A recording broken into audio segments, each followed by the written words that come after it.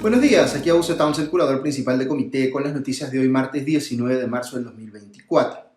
Empiezo con dos noticias positivas. La primera es deportiva. El tenista nacional Juan Pablo Varillas se coronó campeón del torneo Challenger de Santiago de Chile, venciendo al argentino Facundo Bagnis. Entiendo que es la segunda vez que se lleva este título Varillas y con ese triunfo se asienta entre los 100 mejores del mundo, está puesto 95 y ahora tiene que buscar pues gravitación en torneos más exigentes a nivel global, ojalá siga creciendo como tenista. La segunda noticia positiva que quiero destacar esta mañana es un comunicado que ha sacado la Sociedad Nacional de Industrias, la SNI, que invoca a fortalecer las acciones contra la anemia infantil, que según un reciente reporte del INEI ha subido de 42.4% en el 2022 a 43.1% en el 2023, considerando niños y niñas de entre 6 y 35 meses. Esta cifra es absolutamente alarmante si tenemos en cuenta que padecer anemia en esa fase de la vida genera impactos severos en el desarrollo cognitivo de una persona que luego no se pueden revertir. Por eso es fundamental que gremios como la SNI quieran ser, como dice su comunicado, parte de la solución, introduciendo al mercado, por ejemplo, productos enriquecidos en hierro. De más está decir que este no es un rubro en el que las empresas deban esperar altas rentabilidades o mercados cautivos, sino que se trata pues de hacer que estos alimentos enriquecidos lleguen a la población al menor costo posible. La anemia es lamentablemente un problema muy prevalente en el Perú, ya les comentaba las cifras, pero es uno que tiene soluciones técnicas al alcance. Por eso, en lo personal, me parece una buena idea que gremios como la SNI u organizaciones como Peruanos por Peruanos hayan decidido pues comprometerse de lleno con esta cruzada en particular, que es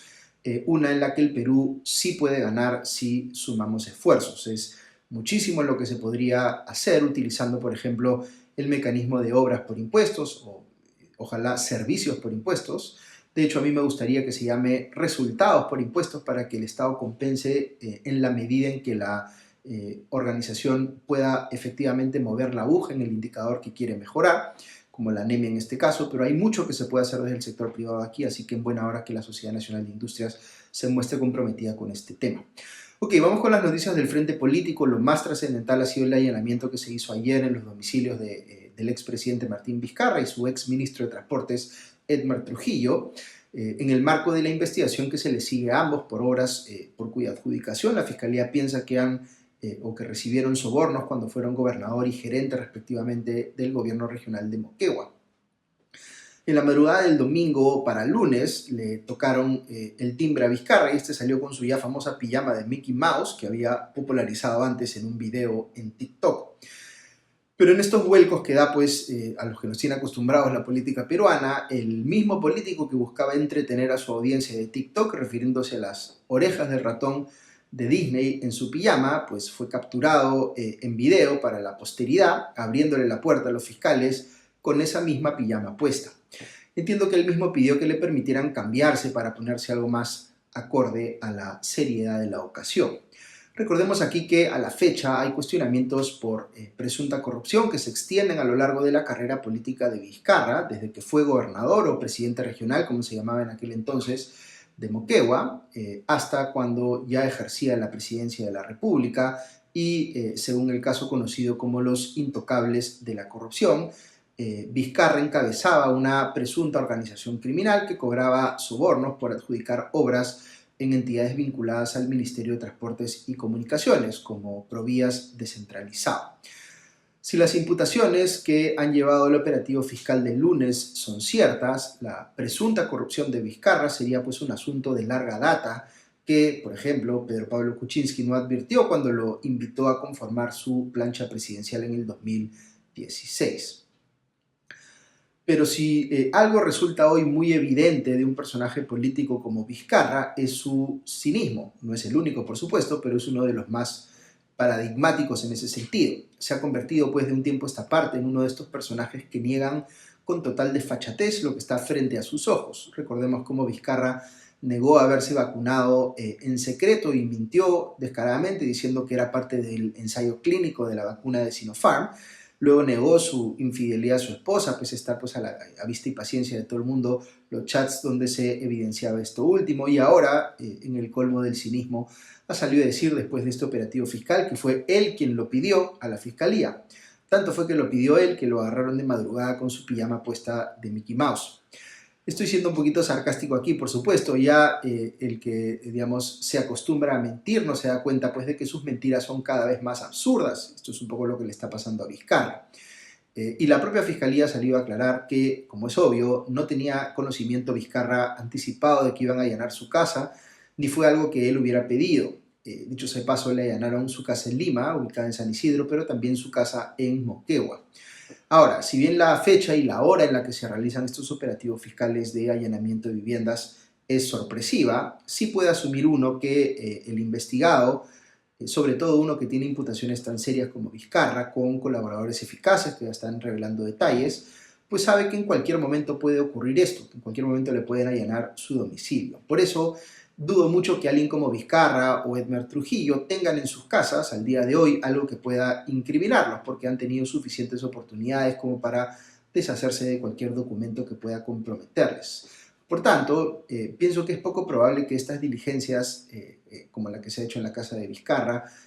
pues la Fiscalía encuentra una prueba muy contundente. Más es un efecto mediático que tienen estos operativos, pero este es un caso que se va a definir, pensaría yo, el de Vizcarra, por declaraciones de colaboradores eficaces que puedan ser corroboradas con evidencias de entregas de dinero o de desbalances patrimoniales que Vizcarra no tenga como sustentar.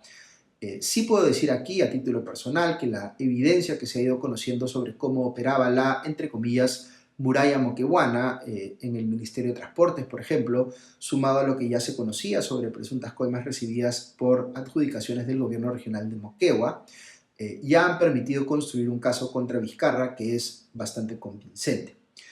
Como detalle adicional, hay que mencionar que la Subcomisión de Acusaciones Constitucionales del Congreso ha admitido una nueva denuncia contra Martín Vizcarra por el caso de los intocables de la corrupción, que en realidad es la acumulación de dos denuncias, una presentada por el congresista Juan Burgos y otra por el congresista Héctor Ventura, que se han convertido en una sola. Así que además de lo fiscal, Vizcarra tiene por supuesto abierto un frente por el lado del Congreso. Paso a la segunda noticia que quería comentarles esta mañana, que es que la Fiscalía ha iniciado diligencias preliminares contra la presidenta Dina Boluarte por el asunto de su ya famoso reloj Rolex no declarado. Para salir rápidamente de una pregunta que me han hecho algunos de ustedes, uno por ejemplo me preguntaba por qué se le está dando tanta atención a este asunto del Rolex si en el caso que fuese una coima sería pues relativamente una coima menor de algo más de $10.000 frente a las coimas millonarias que habrían recibido otros políticos. No voy a decirles yo aquí que la cuantía de una coima es un aspecto irrelevante, porque ciertamente es indicativa del daño que le ocasiona al país el corrupto. Si la coima que se cobra por una obra de infraestructura, por ejemplo, es más grande, significa que el corrupto está robándole una mayor cantidad de recursos a los contribuyentes, porque la coima va pues incluida en el monto de adjudicación de la obra, y que es mayor el costo de oportunidad además de esos recursos, por lo que pudo haberse hecho con ellos si es que no hubiesen ido a parar a los bolsillos de los corruptos. Pero en los casos en los que hay sospecha de una posible coima de menor cuantía, y digo sospecha porque lo único que tenemos respecto a Dina Boluarte al día de hoy es una sospecha plenamente justificada porque ella no ha aclarado fehacientemente el origen de su reloj, lo que hace absolutamente necesario pedirle las explicaciones del caso. Pero lo que hay que tener en consideración aquí es lo siguiente. La corrupción es un fenómeno que va increyendo, si me perdonan aquí el uso de una expresión en latín. Es decir, una persona que recibe un soborno de baja cuantía y se sale con la suya, la siguiente vez va a intentar que el soborno sea un poco mayor y después un poco mayor y así. Y ya cuando la persona rompe la barrera psicológica que la frena de incurrir en actos de corrupción, la cosa se desembalsa y lo que viene puede ser mucho peor. Por otro lado, cuando se identifica un signo exterior de riqueza que puede ser producto de un caso de corrupción, eso es lo que estamos viendo, pero podría ser solo una manifestación que pudimos identificar de muchas que más bien pasaron bajo el radar. Dicho de otro modo, una persona que aceptó un reloj como soborno pudo haber aceptado muchas otras cosas más que sencillamente no nos hemos enterado. Vuelvo a decir aquí que el caso de Dina Boluarte está todavía a nivel de sospecha, Pero hago toda esta explicación para hacer evidente por qué una sospecha como esta no se puede dejar pasar, si amerita que sea esclarecida. El nuevo primer ministro Gustavo Adrianzen salió, por ejemplo, ayer en una conferencia de prensa y cuando le preguntaron por el tema del reloj de la presidenta, dijo que, entre comillas, es un tema personal. Esa no es una respuesta válida para un funcionario público, mucho menos el presidente del Consejo de Ministros. Lo que tendría que haber dicho Adrianzen es algo así como: estoy seguro de que la presidenta dará a la brevedad las explicaciones del caso porque entendemos que esto es algo que debe ser esclarecido. Más bien pareciera que quieren echarle tierrita encima al problema, como se dice, para desaparecerlo. Ya ha habido una declaración de la presidenta Boluarte en el sentido de que este es un reloj, entre comillas, de antaño, que ya ha sido revelada por una especialista como falsa, porque el reloj Rolex que ha usado Boluarte es un modelo relativamente reciente, posterior al 2020, según el experto citado el fin de semana en Cuarto Poder, David Sun, si recuerdo su nombre. Quizá por esto es que un reportero de Latina encontró a la presidenta anoche saliendo de una cita con su abogado personal y ésta se negó a dar declaraciones mientras el reportero la abordaba en la calle. Cuando menos, Boluarte tendría que estar consultando con su abogado cuáles pueden ser las repercusiones de que haya mentido sobre el origen del reloj y el hecho de que no es, pues, entre comillas, de antaño, como ya señaló. Cuando menos digo, porque un escenario más grave es que esté consultando con su abogado porque podría meterse en problemas mayores si es que se averigua quién le entregó ese Rolex o quién le facilitó el dinero para comprarlo. Que la Fiscalía ya haya tomado acción en este tema y lo haya anunciado en un comunicado público le sube fuertemente el perfil a esta denuncia, publicada originalmente en el medio digital La Encerrona. Algunos opinantes en las redes sociales están diciendo que, así como el ex premier Alberto Tarola cayó no por ser responsable de la represión que causó decenas de muertes en los inicios del gobierno de Dina Boluarte, sino por un audio con una expareja suya a la que supuestamente habría querido favorecer con un cargo en el Estado, que es un asunto grave, pero comparativamente mucho menos grave que lo primero, pues algo parecido podría ocurrir con Dina Boluarte, que podría terminar cayendo de la presidencia por un reloj. Creo que es un poco prematuro todavía anticipar algo así, pero sí es claro que este cuestionamiento por un signo exterior de riqueza no sustentado es uno que ha escalado a tal nivel que Boluarte va a tener que dar una explicación que sea mínimamente satisfactoria. Dicho de otro modo, que no basta pues con que el premier Gustavo Adrianzen diga que es, entre comillas, un tema personal para que nos olvidemos del asunto. No van a poder contener este lío tan fácil. De lo que se va a intentar colgar la presidenta Boluarte es de una declaración que ha dado el contralor Nelson Schack, en el sentido de que los funcionarios públicos no están obligados a reportar cada reloj, joya u obra de arte que tienen. Eso puede ser cierto para efectos de lo que le toca supervisar a la Contraloría, pero eso no impide ni descarta una investigación por presunto enriquecimiento ilícito que pueda abrírsele a la presidenta por parte de la Fiscalía, como de hecho ya ha hecho esta última. Volviendo al primer ministro Gustavo Adrianzen, la tercera noticia que quería comentarles esta mañana es que según el Comercio ya se tendrían los votos para darle la confianza al nuevo gabinete Adrianzen en el Congreso, lo cual es una buena noticia para el gobierno,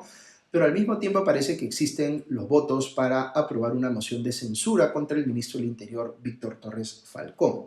Adrianzen, sin embargo, sigue defendiéndolo y diciendo que, abro comillas, permanecerá en su cargo si las circunstancias no varían, cierro comillas.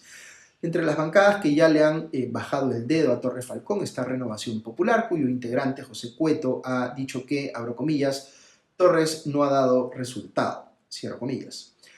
Por otro lado, en lo que respecta a la gira de Adrianzen con las distintas bancadas del Congreso, veo que la parlamentaria Ruth Luque de Cambio Democrático ha dicho que no han recibido todavía la invitación del gobierno, pero que su bancada no se reunirá con Adrianzen porque, abro comillas, ha sido quien ha denostado desprecio por los asesinatos de este gobierno y ha minimizado las responsabilidades, cierro comillas, según ha declarado Luque a la República. Así que al menos con esta bancada, digamos, no podrá reunirse Adrianzen. A unas noticias que menciono rápidamente para terminar: el Poder Judicial ha rechazado un recurso presentado por la suspendida fiscal de la Nación, Patricia Benavides, para que la fiscal suprema Delia Espinosa no sea quien la investigue, porque según ella solo la puede investigar el fiscal de la Nación en funciones, que es Juan Carlos Villena. Hay que añadir aquí que un grupo de 5 congresistas investigados precisamente por Espinosa ha presentado un recurso legal diciendo exactamente lo mismo, pero respecto de ellos, es decir, que solo Villena los puede investigar por ser ellos congresistas. Al menos en el primer caso, el juez Juan Carlos Checli ha sentenciado que Delia Espinosa sí puede hacerse cargo del caso porque Villena y, por otro lado, el fiscal supremo Pablo Sánchez van a ser ambos testigos en la investigación, así que no corresponde que ellos estén a cargo de ella. Y finalmente veo que el presidente del Poder Judicial, Javier Arévalo, ha pedido en un evento público que se inhabilite a los jueces que liberen a delincuentes. Es más, ha dicho que, abro comillas, tiene que haber una figura penal que sancione e inhabilite a perpetuidad a quienes liberan a los delincuentes que solo hacen daño a este país, cierro comillas. Esta es una declaración más política que técnica, lo que es un poco extraño tratándose de la cabeza del Poder Judicial, pero claramente está haciendo Arévalo o está sintiendo la presión y el rechazo ciudadano al hecho de que, en efecto, en el Poder Judicial se sueltan delincuentes